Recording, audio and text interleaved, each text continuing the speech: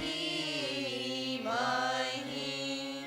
धियो यो नः प्रचोदयात्।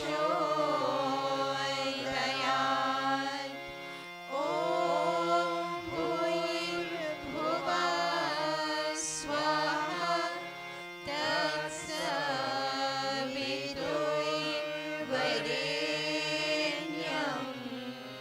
भर्गो देवस्य धीमहि धियो यो नः प्रचोदयात्।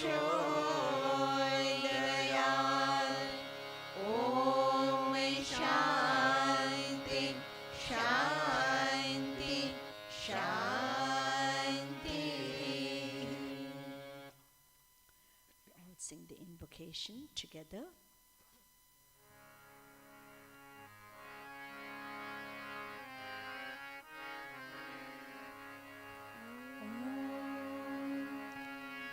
ॐ नमो भगवते रामकृष्णाय। ॐ नमो भगवते रामकृष्णाय। ॐ नमो भगवते रामकृष्णाय। ॐ नमो भगवते रामकृष्णाय। ॐ नमो भगवते रामकृष्णाय। ॐ नमो भगवते रामकृष्णाय। ॐ नमो भगवते रामकृष्णाय। ॐ नमो भगवते रामकृष्णाय। ॐ नमो भगवते शारदा देवीये।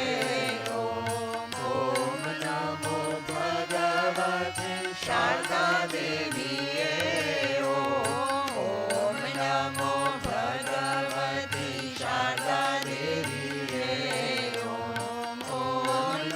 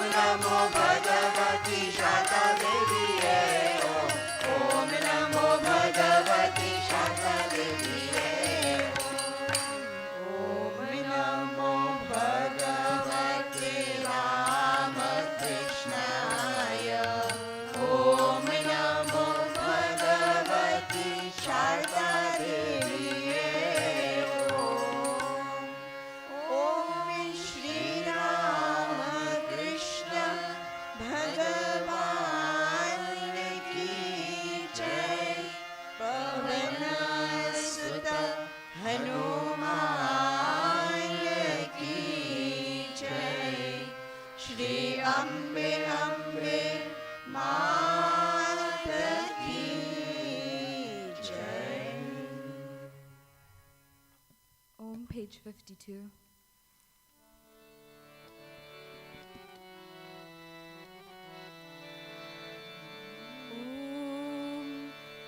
नटराजा तव शिखमणिये नटराजा तव शिखमणिये नटराजा तव शिखमणिये नटराजा तव शिखमणिये शिवराजा मुगं तण्डये शिवराजा आरुमुखं तण्डये शिवराजा आरुमुखं तण्डये शिवराजा आरुमुखं तण्डये नटराजा तव शिखमणिये नटराजा तव शिखमणिये शिवराजा आरुमुखं तण्डये शिवराजा आरुमुखं तण्डये येरे पंगालने कनगासवेदने ये रे पंगालने कनकासवेदने येरे पंगालने कनगासवेदने ये रे पंगालने कनकासवेदने तूकिये पादने अम्बल तरसे तूकिय पादने अम्बल तरसे तूकिये पादने अम्बल तरसे तूकिय पादने अम्बल तरसे वरन मुरलवा परमेश्वरने मोगरे मोदवा परमेश्वरे वरन मुरलवा परमेश्वरने मोगरे मोदवा परमेश्वरे तव शिखमणिये तव शिखमणिये तव शिखमणिये तव शिखमणिये तव शिखमणिये ॐ तव शिखमणिये तव शिखमणिये ॐ तव शिखमणिये नटराजा तव शिखमणिये नटराजा तव शिखमणिये शिवराजा आरुमुखं तण्डये शिवराजा आरुमुखं तण्डये नटराजा तव शिखमणिये नटराजा तव शिखमणिये शिवराजा आरुमुखं तण्डये शिवराजा आरुमुखं तण्डये येरे पंगालने कनगासवेदने ये रे पंगालने कनकासवेदने येरे पंगालने कनगासवेदने ये रे पंगालने कनकासवेदने तूकिये पादने अम्बल तरसे तूकिय पादने अम्बल तरसे वरन मुरलवा परमेश्वरे मोगरे मोदवा परमेश्वरे तव शिखमणिये तव शिखमणिये तव शिखमणिये तव शिखमणिये ॐ तव शिखमणिये ॐ तव शिखमणिये ॐ तव शिखमणिये ॐ तव शिखमणिये नटराजा तव शिखमणिये नटराजा तव शिखमणिये ॐ श्री राम कृष्ण भगवान की जय पवन सुत हनुमान की जय श्री अम्बा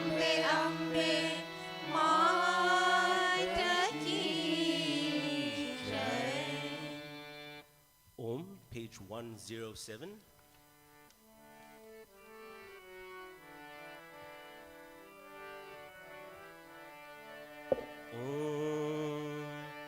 हृदय गर्भे रमे चे देवी अंबिका रे हृदय गर्भे रमे चे देवी अंबिका रे हृदय गर्भे रमे चे देवी अंबिका रे हृदय गर्भे रमे चे देवी अंबिका रे एनी तारी परिचय तने लोक मारे एनी तारी परिचय तने लोक मारे हृदय गर्भे रमे चे देवी अंबिका रे हृदय गर्भे रमे चे देवी अंबिका रे गर्भो जोवाने गणपति आविया रे गर्भो जोवाने गणपति आविया रे साथे रिद्धि सिद्धि ने लाविया रे साथे रिद्धि सिद्धि ने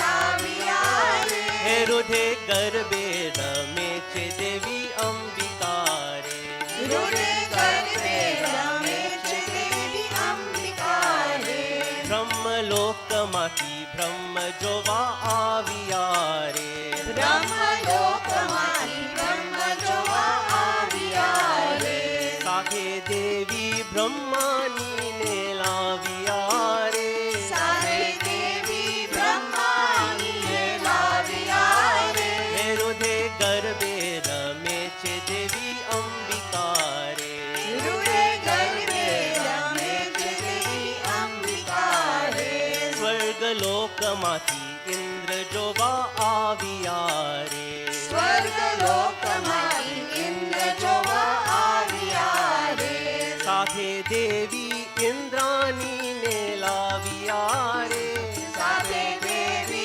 इंद्राणी ने लाविया रे हृदय गर्भे रमे चे देवी अंबिका रे हृदय गर्भे रमे चे देवी अंबिका रे कैलाशमाती शंभु जोवा अथर्या रे कैलाशमाती शंभु जोवा उतर्या रे साथे पार्वती तेरी लाविया रे सारे पार्वती ने तेरी लाविया रे हृदय गर्भे रमे चे देवी अंबिका रे हृदय गर्भे रमे चे देवी अंबिका रे वैकुंठमाती विष्णु जोवा आविया रे वैकुंठमाती विष्णु जोवा आविया रे साथे लक्ष्मी जी ने तेरी लाविया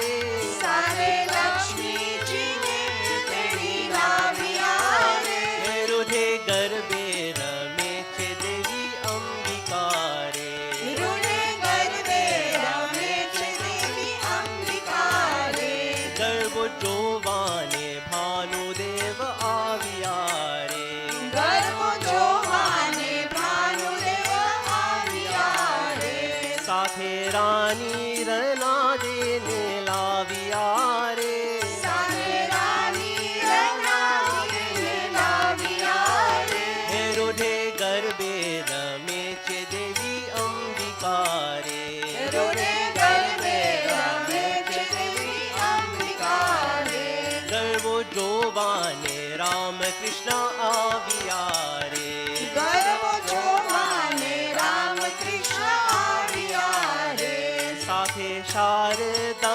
माने लाविया रे साथे शारदा माता ने तेरी लाविया रे हृदय गर्भे रमे चे देवी अंबिका रे हृदय गर्भे रमे चे देवी अंबिका रे हृदय गर्भे रमे चे देवी अंबिका रे हृदय गर्भे रमे चे देवी अंबिका रे एनी तारी परिचय तने लोक मारे एनी तारी परिचय तने लोक मारे हृदय गर्भे रमे चे देवी अंबिका रे हृदय गर्भे रमे चे देवी अंबिका रे गर्भो जोवाने राम कृष्ण आविया रे गर्भ जोवाने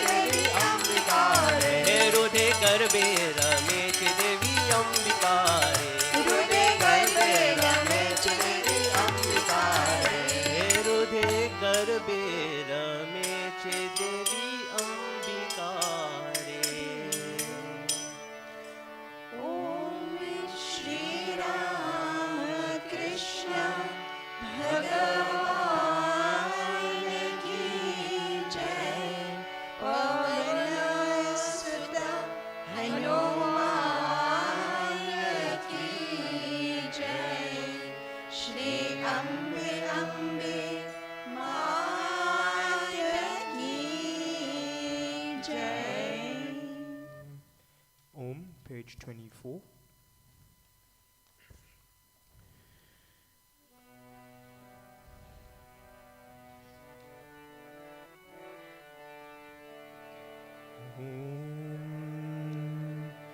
Ram Krishna Hare Jai Jai Ram Krishna Hare Ram Krishna Hare Jai Jai Ram Krishna Hare Ram Krishna Hare Jai Jai Ram Krishna Hare Ram Krishna Hare Jai Jai Ram Krishna Hare Ram Krishna Hare Jai Jai Ram Krishna Hare Ram Krishna Hare Jai Jai Ram Krishna Hare Ram Krishna Hare Jai Jai Ram Krishna Hare Ram Krishna Hare Jai Jai Ram Krishna Hare Ram Krishna Hare Jai Jai Ram Krishna Hare Ram Krishna Hare Jai Jai Ram Krishna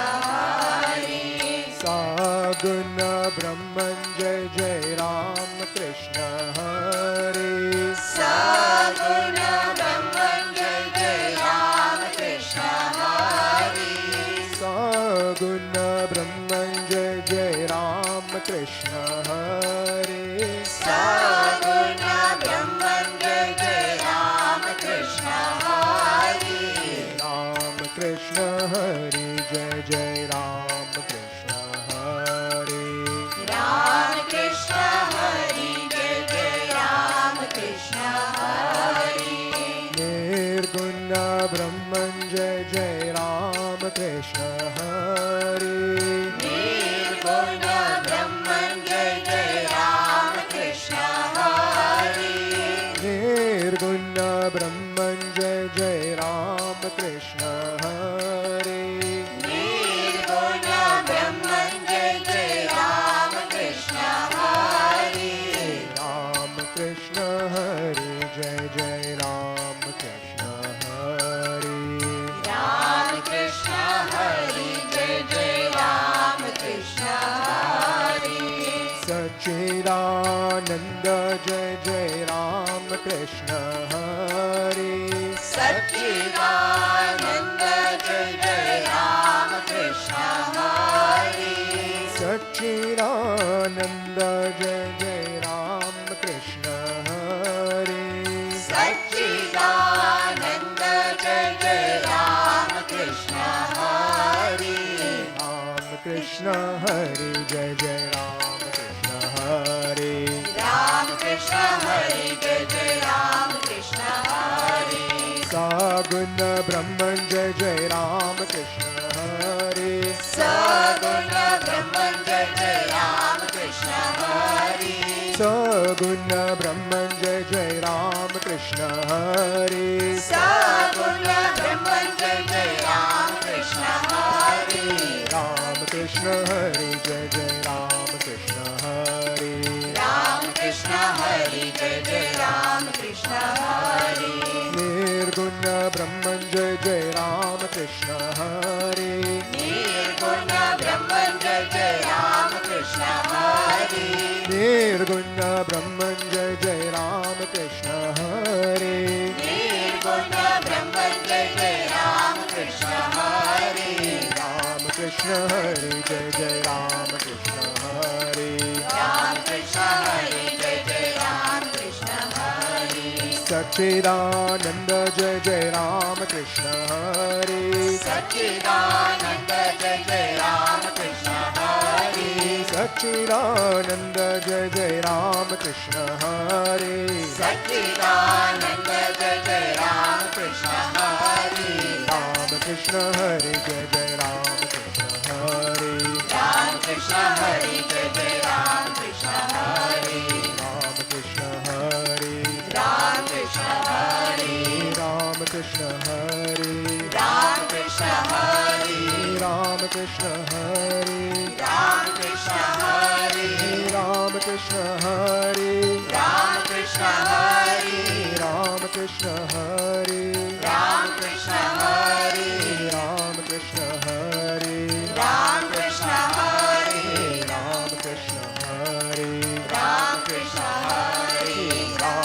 Krishna Hare Jai Jai Ram Krishna Hare Ram Krishna Hare Jai Jai Ram Krishna Hare Ram Krishna Hare Jai Jai Ram Krishna Hare Ram Krishna Hare Jai Jai Ram Krishna Ram Krishna Hare Jai Jai Ram Krishna Hare Om Shri Ram Krishna Bhagavan ki Jai Pavan Sutta Hanuman ki Jai Shri Ambe Ambe Mata ki Jai. Revered Paravrajika Ishtaprana Didi, dear sisters, brothers, and loving children, Om Namo Narayanaya. We welcome you to today's Satsang and are very happy to see all of you attending Satsang this morning. Our little children may please go to their classes. The speaker for this morning is Mr. Mihir Haribhai, who will speak to us on the three gunas.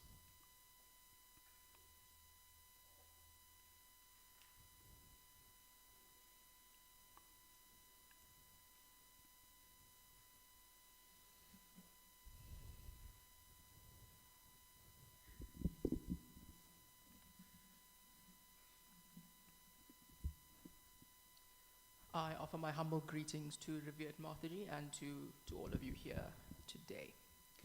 As we go through life, as we go through different stages of life, we're often faced with new and different kinds of challenges.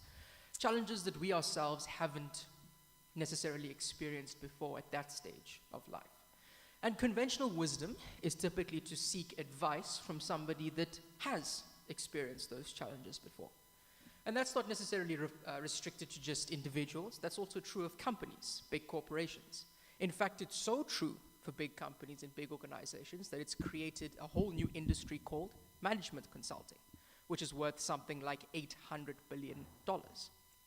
Now that is big companies, or even governments at sometimes, with deep pockets that are looking for people to tell them what to do.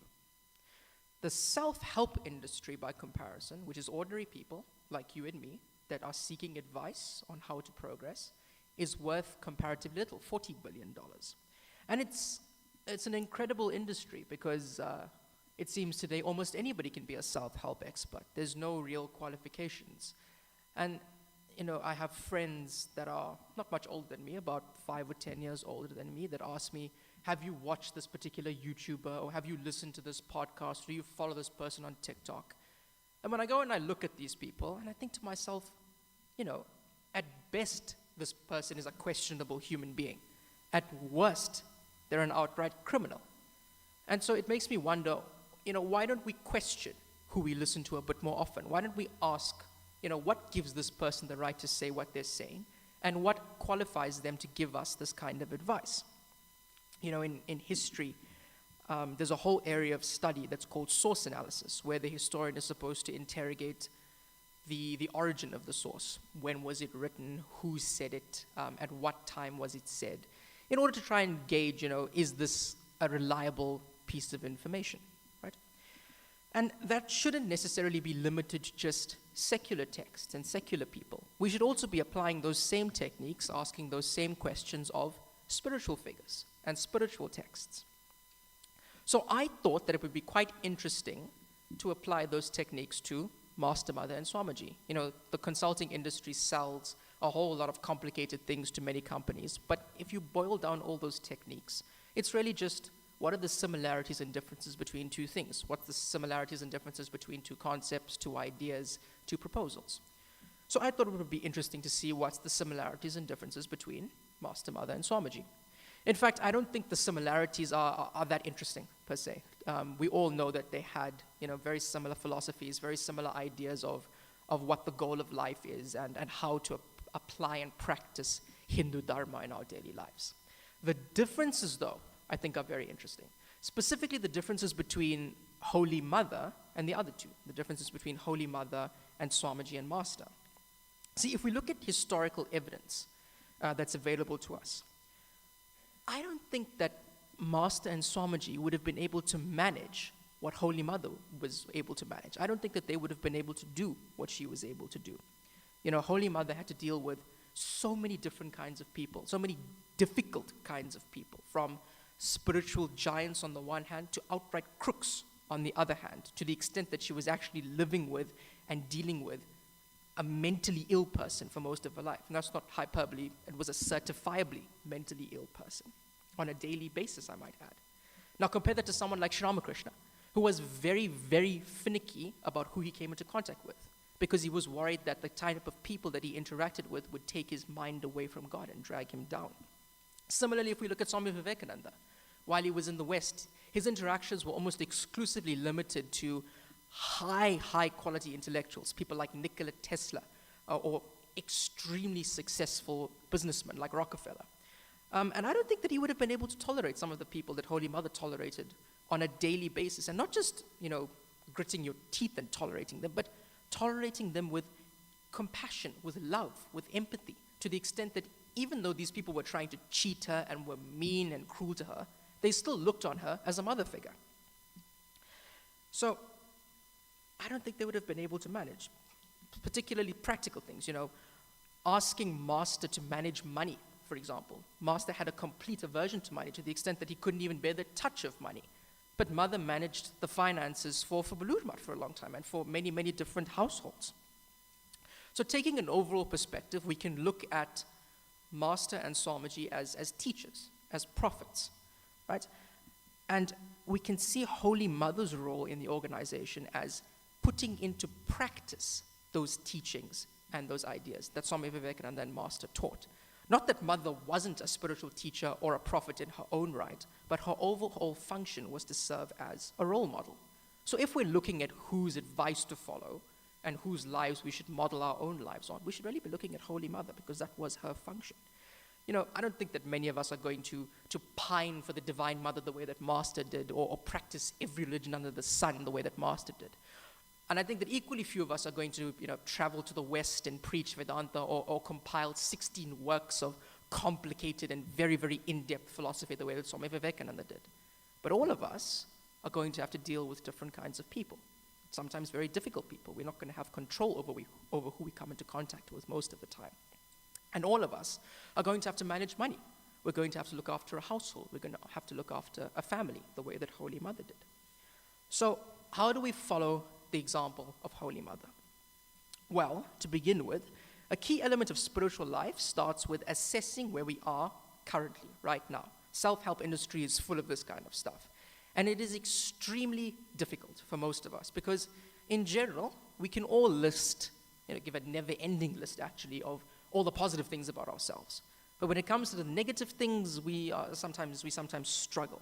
So a lens through which to assess where we are in terms of spiritual life is called the 3 gunas. Now, gunas is a Sanskrit term which is literally directly translated as qualities. But when I was preparing for this talk, I found that it was better to think about them in terms of energies. So think about gunas, 3 gunas as 3 energies. So what are these 3 energies? They are sattva, rajas, and tamas. Sattva being the highest, tamas being the lowest. But let's go a bit deeper into these, starting with tamas. So tamasic energy is the lowest form of energy, and it's actually often mistaken for sattva, because they both have a tendency towards inactivity, but there's a fundamental difference between the two, because tamas stems from dullness and inaction, and it leads to feelings of sleepiness, laziness, and procrastination. And it's also associated with feelings of confusion and a lack of clarity. So whenever we're feeling indecisive about anything, that's a predominance of tamasic energy. Rajasic energy is the exact opposite. It's associated with a lot of emotion, a lot of passions. It leads to attachment, emotional entanglements, and it drives us to engage in different kinds of worldly activities. So more specifically, rajas can be characterized by restlessness or constant activity. People who are full of ambition, full of desires, and often, quite full of themselves. They want to show off their talents and their abilities. And finally, sattvic energy, which is the highest form of energy, which you can think of as a kind of balance between rajas and tamas. It doesn't necessarily mean that you withdraw from the world, but it means that you engage in your worldly affairs with a detachment. You don't get emotionally entangled in what you're doing within the world. And the cultivation of sattva is seen as crucial in spiritual life because it leads to clarity, peace, and a deeper understanding of life. It is also associated with purity, calmness, self-control.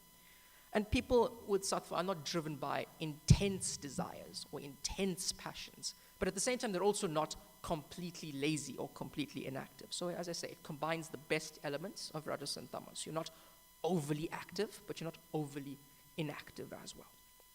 Now, earlier I said that we can use the three gunas as a way to identify where we are in spiritual life. Well, how? Well, I'm going to be focusing on 4 things that we can use, and these 4 categories, if you will. And these 4 categories, I should point out, are not an exhaustive list. I've drawn heavily from Swami Sarvapriyananda and Swami Medananda. Their talks are widely available on YouTube. In fact, I was reading the definition that Swami Medananda gave of the three gunas. You can find this in his talk, Got Sattva, which is available on YouTube. I highly recommend it. It's about 2 hours long, but I think I've got the main points in this talk, but if you find the talk useful, I highly recommend that you go and watch it. He goes into much more detail than I'm able to. So, as I say, we're looking at 4 main categories. What are these categories? They are spiritual practices, knowledge, food, and entertainment. So depending on what kind of energy dominates our personalities, we're going to have different preferences within each of these 4 categories, right? But it's not just used as identification. We can also use the 3 gunas as a method of cultivation, and I'll go into more detail on that shortly. So, beginning again with tamas. So we're going to go through spiritual practices, knowledge, food, and then entertainment. So, tamasic devotion is generally characterized as being forceful or demanding. So, you're engaging in worship or spiritual practices not because you want enlightenment, not necessarily because you want to progress, but because you want something from God. Tamasic knowledge generally focuses on one part, and it mistakes that part for the whole. So you've got the whole, a concept, right? The whole of mathematics, but you focus on addition and subtraction. And you think that because you've mastered addition and subtraction, you've mastered the whole of mathematics. That's an idea of tamasic energy, and that leads to things like fanaticism and bias. Tamasic food is characterized as being unhealthy, right? Overly processed, stale, anything that's harmful for our health. And I think we all know what these kinds of foods are. Anything fermented, anything overly processed.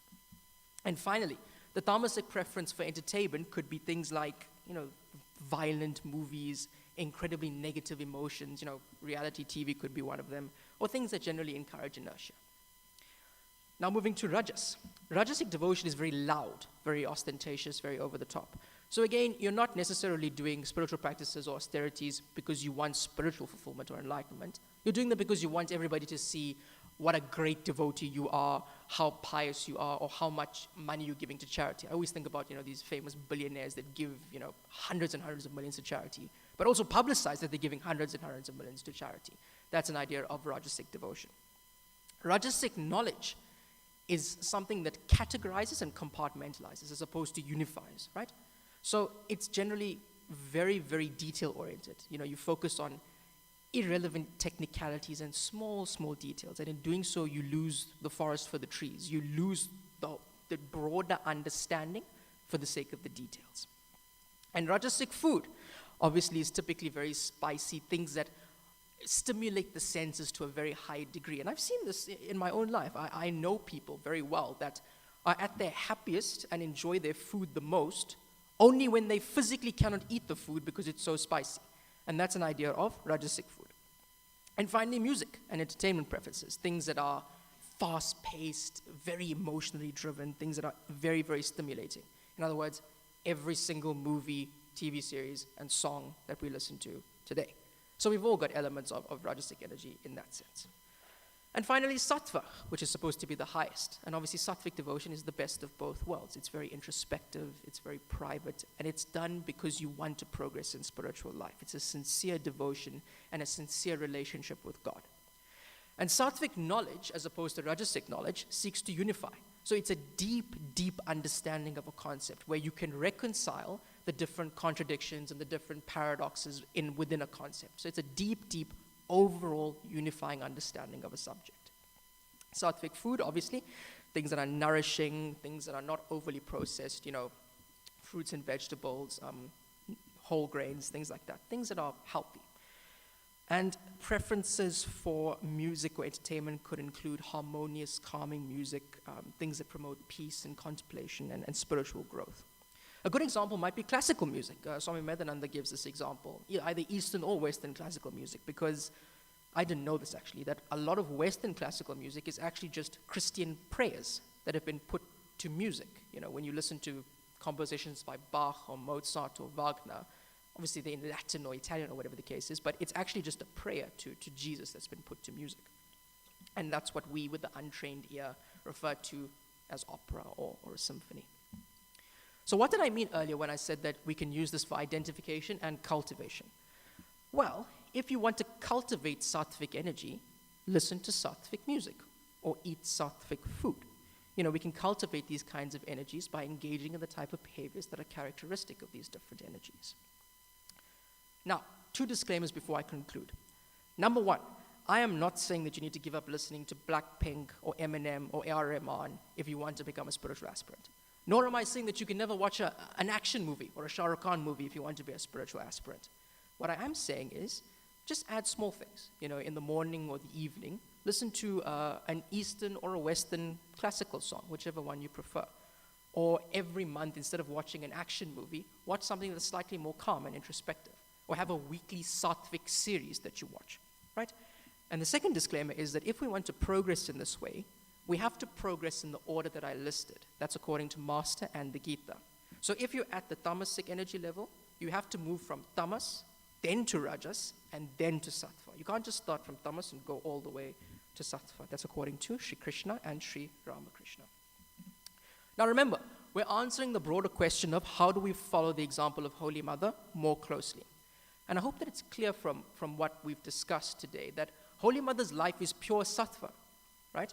And why is that important? Because it's quite a tall order for us as humble devotees and humble spiritual aspirants to go from here, where we are right now, to God realization. An easier thing to do is cultivate pure sattva. Because once we cultivate pure sattva, the mind in itself will direct us towards God. You won't actually need an external guru. Swami Medhananda puts it quite nicely. You don't need to look externally to realize God. The mind itself becomes its own teacher and will direct us towards God. So I'll end this talk with a teaching by Holy Mother, which is one that I've never personally come across before. And it's a real tragedy, I think, that, if you look at history, Master had Mahendranath Gupta, the author of the Gospel, who was blessed with a photographic memory, who could go into deep meditation and recall these vivid incidents of Master's life, and then obviously write them down for us to read. Swami Vivekananda had Godel, who was a professional stenographer, who was trained to absorb and write down information very quickly, very accurately. Who did Holy Mother have? Holy Mother, unfortunately, didn't have someone to record all of her teachings and her philosophy, so a lot of that is actually lost to us. But something that I found very interesting and something that I've personally never come across before, and she says, "You see, it is the nature of water to flow downwards, but the sun's rays lift it upwards towards the sky. Likewise, it is the very nature of the mind to go to lower things, to objects of enjoyment. But the grace of God can make the mind go towards higher objects." Hari Om. That's it. Thank you, Mihir. Dear sisters and brothers, we'll all chant together the Sri Hanuman Chalisa, page 234.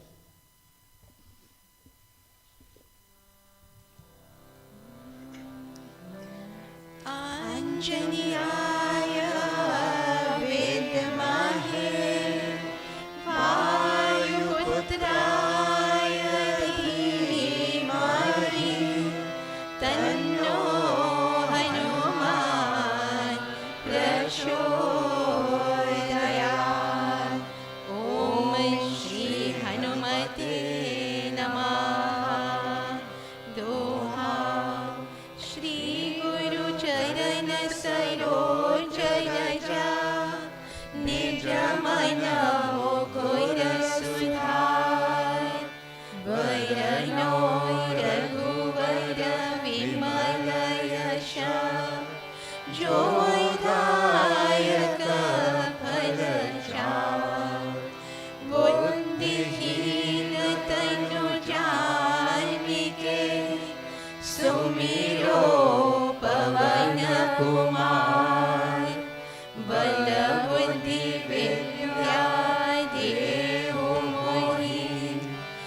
करहु कलेश विकार सियावर रामचंद्र की जय पवन सुत हनुमान की जय श्री अम्बे अम्बे मात की जय चौपाल जय हनुमान ज्ञान गुण सागर जय कपीस तिहु लोक उजागर रामदूत तुलित बलरामा अंजनी पुत्र पवन सुत नामा महावीर विक्रम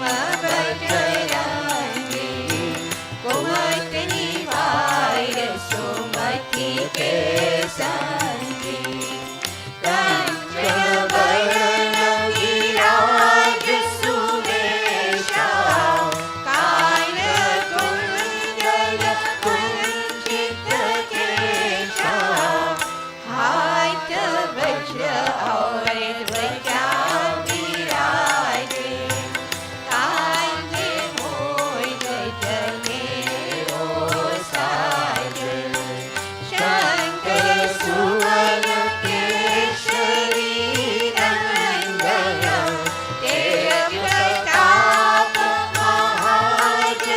महाजगवंदन विद्यावान गुणी अति चातुर राम काज करिबे को आतुर प्रभु चरित सुनिबे को रसिया राम लखन सीता मन बसिया सूक्ष्म रूप धरि सिया दिखावा विकट रूप धरि लंक जरावा भीम रूप धरि असुर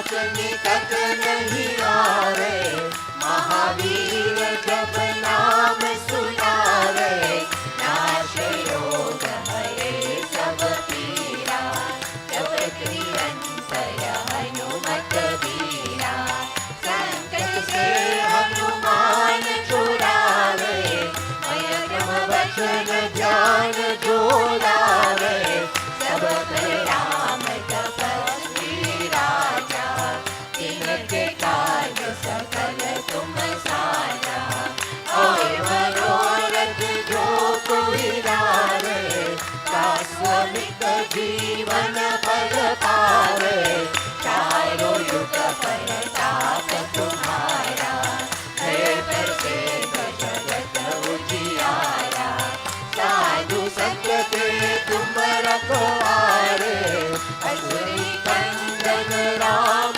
दुलारे, अष्ट सिद्धि नवनिधि के दाता, असवर दीन जानकी माता, राम रसायन तुम्हारे पासा, सदा रहो रघुपति के दासा, तुम्हारे भजन राम को भावे, जन्म जन्म के दुख बिसरावे, अंत काल रघुपति पुर जाई, जहाँ जन्म हरि भक्त कहाए, और देवता चिंतन धरई, हनुमत से सर्व सुख करई, संकट हरे विजय सब वीरा, जो सुमिरै हनुमत बलवीरा, जय जय जय हनुमान गोसाई, कृपा करो गुरुदेव की नाई, जो श्रवण पाठ कर कोई, जो दैवंती महासुख होई, जो करे हनुमान चालीसा, होय सिद्धि साखी गौरीसा, तुलसीदास सदा हरि चेरा, कीजय नाथ हृदय महाडेरा, कीजय नाथ हृदय महाडेरा। दोहा पवन तनय संकट हरन, मंगल मूर्ति रूप, राम लखन सीता सहित, हृदय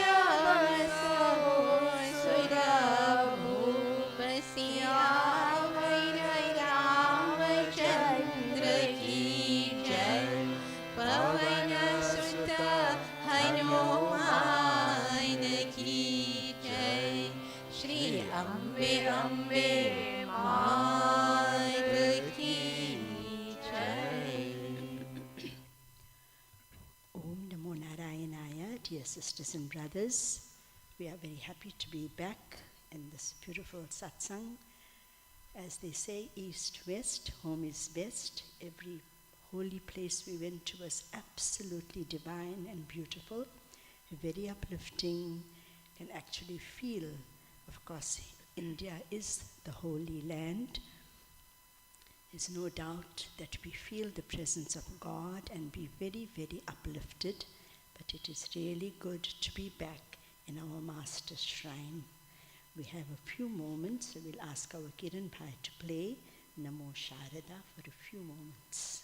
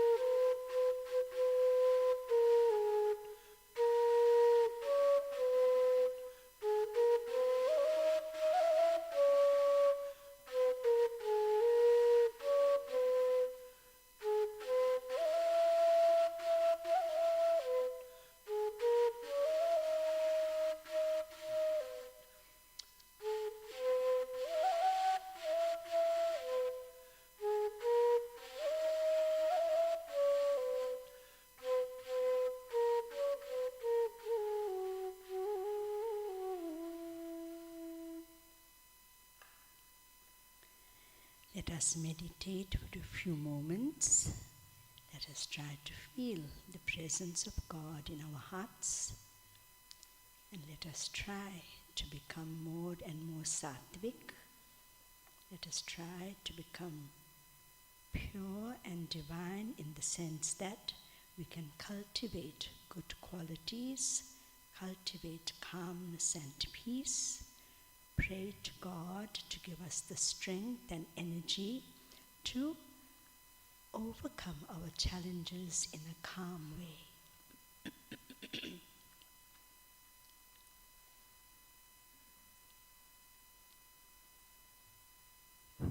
When we pray regularly every morning and evening, we cultivate devotion to God. By reading the scriptures, our faith in God increases also.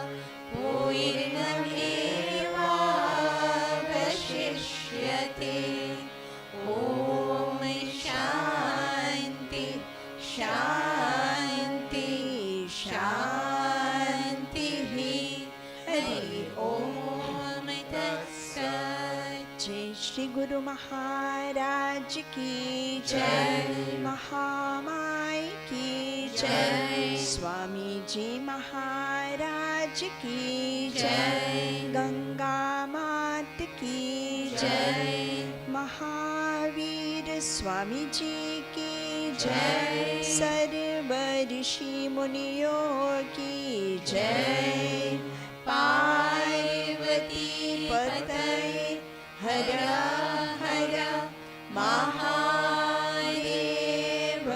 ki Jai, Shri Mahakali Mahalakshmi Mahasaraswati Shri Durga